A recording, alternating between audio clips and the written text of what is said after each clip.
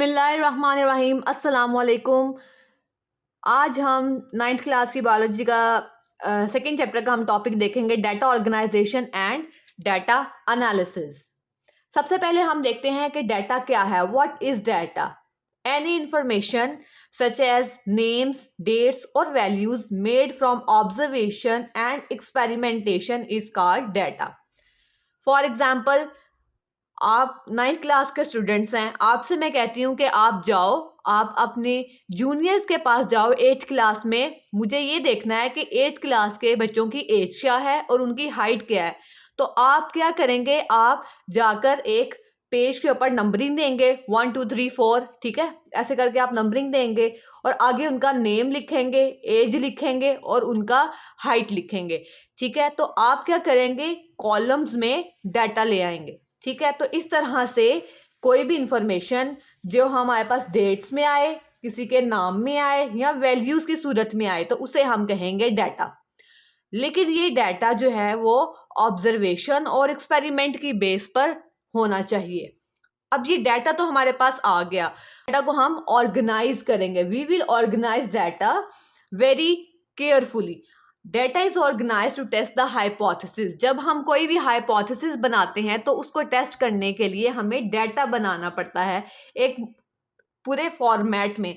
अब कौन कौन से फॉर्मेट है जो हम यूज करते हैं डाटा ऑर्गेनाइजेशन के लिए?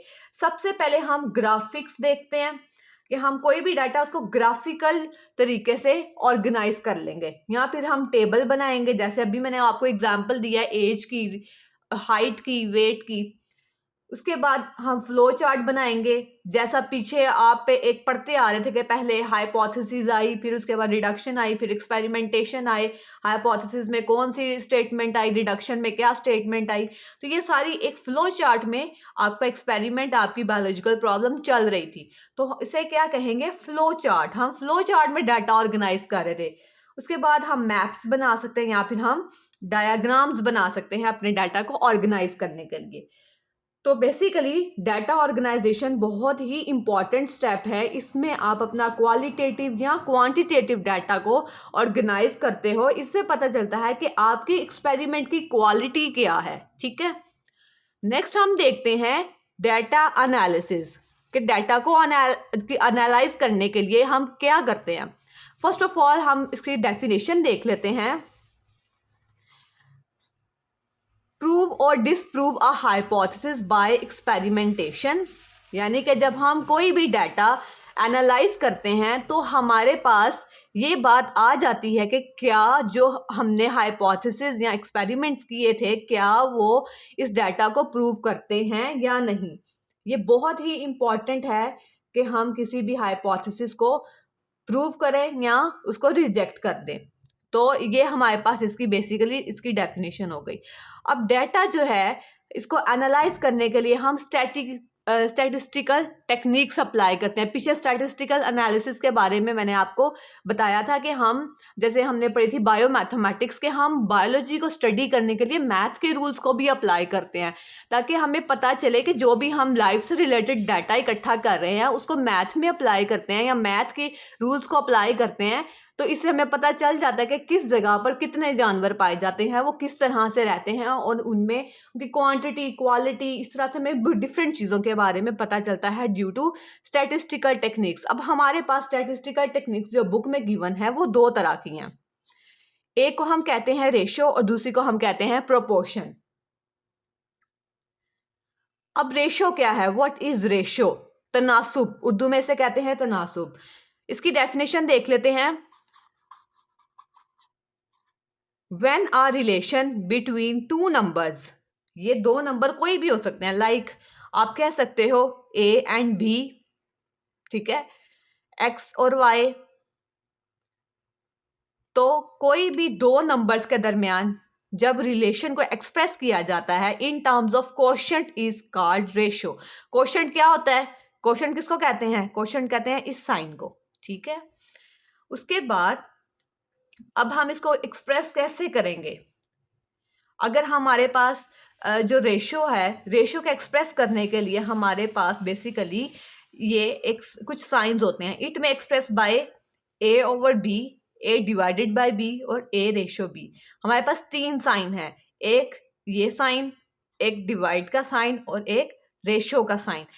किसी भी दो नंबर्स के दरमियान हम जब ये साइन लगाते हैं तो इसका मतलब हम उसकी रेशो को डिफाइन कर रहे हैं, ठीक है। अब फॉर एग्जांपल हमारे पास एक एक्सपेरिमेंट में 50 मलेरियल पेशेंट्स हैं और 150 नॉर्मल पेशेंट्स हैं। तो अब हम इसको कैसे कैटेगराइज करेंगे? हमें पता चलता है कि हमारे पास जो रेशो है वो 1:3 है। ये कैसे आई?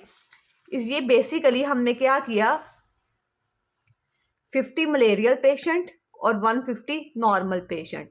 तो 51 ज़ा 50, 53 ज़ा 15, 53 ज़ा 150। तो हमारे पास क्या आंसर आता है?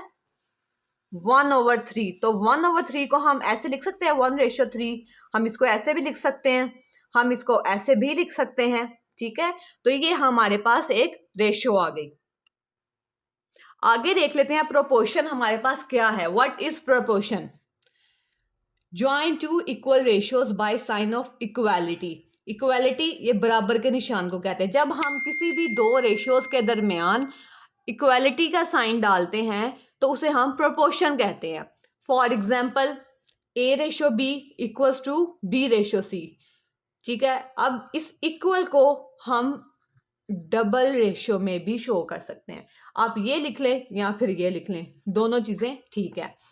अब फॉर एग्जाम्पल अगर आपके पास ये 4 वैल्यूज गिवन हैं, A की वैल्यू, B की वैल्यू, C की वैल्यू और ABCD, यानी कि आपके पास 4 वैल्यूज आ गई, 1 2 3 4 हमने इनको नंबर कर दिया। अगर प्रोपोर्शन का ये फायदा कि अगर इन तीनों में से, चारों में से कोई एक भी मिसिंग है तो हम उसको x का नाम देकर हम उसको फाइंड कर सकते हैं। अब इस चीज को समझाने के लिए मैं एक साइंटिस्ट का एक्सपेरिमेंट देखूंगी। बुक में जो गिवन है, how many birds will get malaria when infected mosquito bite 100 healthy sparrows. यानी कि अगर इन्फेक्टेड मॉस्किटो जो है वो 100 हेल्दी स्पैरोज को बाइट करेगा तो क्या होगा। अब इस एक्सपेरिमेंट को उसने करने के लिए उसने प्रीवियस एक्सपेरिमेंट को देखा, ठीक है। उसमें उसने क्या किया, उसने 20 स्पैरोज लिए, ठीक है, और देखा कि उनमें से 14 जो थी उसको तो मलेरिया हो गया था। तो अब उसने वो जो पुराने वाला एक्सपेरिमेंट था उसकी प्रोपोर्शन को यूज करके प्रोपोर्शन रूल को यूज किया और अपने रिजल्ट्स निकाले।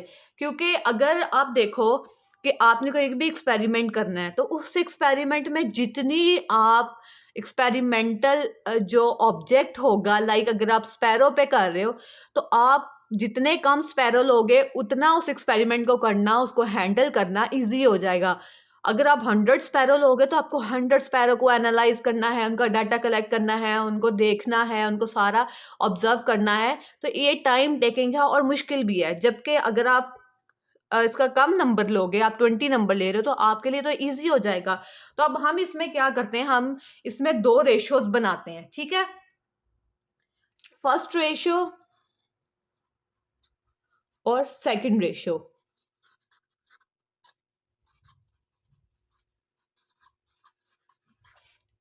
बुक में ये एग्जाम्पल गिवन है, मैं उस एग्जाम्पल को लेके आपको समझा रही हूँ। अब फर्स्ट रेशियो में उसने क्या बताया कि जो हमारे पास 14:20 ये रिजल्ट आया। और जो नेक्स्ट है उसने कहा कि मैं 100 बर्ड्स को लेना चाहता हूँ और मैंने ये देखना है कि कितने इन्फेक्टेड होंगे। अब हमें नहीं पता कितने इन्फेक्टेड होंगे तो हमने उसको सपोज कर लिया x, ठीक है। अब 14 जो थे वो क्या थे, 14 थे जिनको मलेरिया हो गया था, गोट मलेरिया। और जो 20 क्या थे, 20 थे इन्फेक्टेड मॉस्किटो।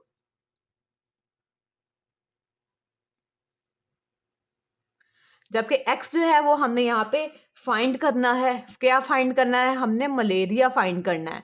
कितने, क्या, किस में से? हेल्दी स्पैरोज में से, ठीक है। हेल्दी हमने बर्ड्स देखने। अब हमारे पास एक प्रोपोर्शन आ गई कि जो 114 बर्ड्स थे दे गॉट मलेरिया। अब हमारे पास 14:20 की रेशियो आ गई और x और 100 की रेशियो आ गई। हम अब इसको ऐसे लिख सकते हैं 14:20 ये हमारे पास प्रोपोर्शन आ गया x। रेशो 100। आपने मैथ का रूल देखा होगा, मीन्स एंड एक्सट्रीम्स। ठीक है, ये हमने मीन्स वाली ले ली वैल्यूज़ और ये हमने ले ली एक्सट्रीम वाली, जिसे हम उर्दू में कहते हैं वस्तैन और तरफैन। ठीक है, वस्तैन और तरफैन, यानी कि हम तरफैन को आपस में मल्टीप्लाई कर सकते हैं और वस्तैन को। अब देखते हैं, अब हमने x रेशो 20 को इक्वल कर लिया 14 रेशो 100 के। ठीक है, अब सॉरी, इनको हमने मल्टीप्लाई कर लिया। अब ये जो है, अब हम इसको ऐसे लिख सकते हैं,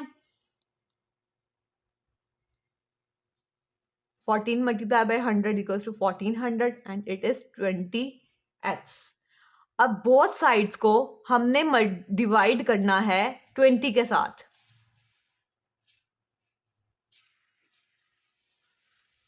20 1 ज़ा 20, 27 ज़ा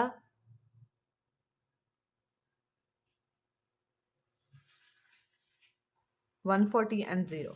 तो अब x हमारे पास क्या आ गया, 70। ठीक है, तो हमारे पास x की जो वैल्यू आई वो आई 70, यानी कि अगर हमारे पास 100 स्पैरोज हैं तो 100 स्पैरोज में से जो 70 हैं वो उनको मलेरिया होगा। ठीक है, तो ये हमारे पास आ गई प्रोपोर्शन का आंसर। एक छोटी सी हेडिंग आपकी बुक में गिवन है लास्ट पे, mathematics as an integral part of scientific process. हम क्या करते हैं, जब भी कोई साइंटिफिक प्रोसेस करते हैं, हम कोई भी अपनी एक्सपेरिमेंट करते हैं, तो हमें मैथ्स की जो है वो बहुत ज़्यादा ज़रूरत पड़ती है। ठीक है, अब यहाँ पर बताया गया कि बायोलॉजिकल मेथड में हम अप्लाइड मैथमेटिक्स को यूज़ करते हैं और अपनी प्रॉब्लम्स को सॉल्व करते हैं। ठीक है, अब यहाँ पर एक डेफिनेशन दी है बायोइन्फॉर्मेटिक्स की, कि बायोइन्फॉर्मेटिक्स जो है वो बेसिकली हमारे पास बायोलॉजी की एक ब्रांच है। अब यहाँ पर मैं आपको बता दूं कि बायोइन्फॉर्मेटिक्स बेसिकली हम इसमें करते क्या हैं। बायोइन्फॉर्मेटिक्स के एक्सपर्ट बायोइन्फॉर्मेटिक्स को यूज़ करते हैं। क्यों यूज़ करते हैं, जीन फाइंडिंग के लिए। ठीक है, अब बेसिकली इसमें कुछ टूल्स यूज़ होते हैं। इसके अलावा प्रोटीन स्ट्रक्चर के लिए, कि प्रोटीन का साइज कितना बड़ा है। ठीक है, और प्रोटीन जो है वो उसकी शेप क्या है, किस टाइप की है। इसके अलावा protein protein protein protein interaction के लिए। ठीक है, कि प्रोटीन प्रोटीन इंटरेक्शन जो है वो किस तरह से होता है, ये सब हम बायोइन्फॉर्मेटिक्स में देखते हैं। ठीक है, अब बायोइन्फॉर्मेटिक्स हमारे पास एक ऐसा नॉलेज है जिसमें हम मैथ्स को यूज़ करते हैं। मैथ को यूज़ करके कुछ स्टैटिस्टिकल टेक्निक्स को अप्लाई करते हैं ताकि हम अपने बायोलॉजिकल डाटा को एनालाइज कर सकें। तो basically what is bioinformatics? Bioinformatics refer to the computational and statistical techniques for the analysis of biological data. So this is the definition. Basically अब आज जो हमने लेक्चर पढ़ा है उस सारे लेक्चर में आपने याद रखना है बायोइन्फॉर्मेटिक्स में हम क्या स्टडी करते हैं, इसकी डेफिनेशन क्या है। इसके अलावा आपने प्रोपोर्शन की डेफिनेशन याद रखनी है विद एन एग्जांपल, और डाटा एनालिसिस की डेफिनेशन याद रखनी है। इसके अलावा डाटा ऑर्गेनाइजेशन की और डाटा की। ये जो हमारे पास data organisation and data analysis है, ये शॉर्ट क्वेश्चन के पॉइंट ऑफ व्यू से आप इसको याद कर सकते हैं। नेक्स्ट लेक्चर में नेक्स्ट चैप्टर स्टार्ट करेंगे। कोई भी क्वेश्चन है, कोई भी आपको क्यूरी है रिलेटेड टू द सब्जेक्ट, आप कमेंट बॉक्स में पूछ सकते हैं। ठीक है, थैंक यू, अल्लाह हाफिज़।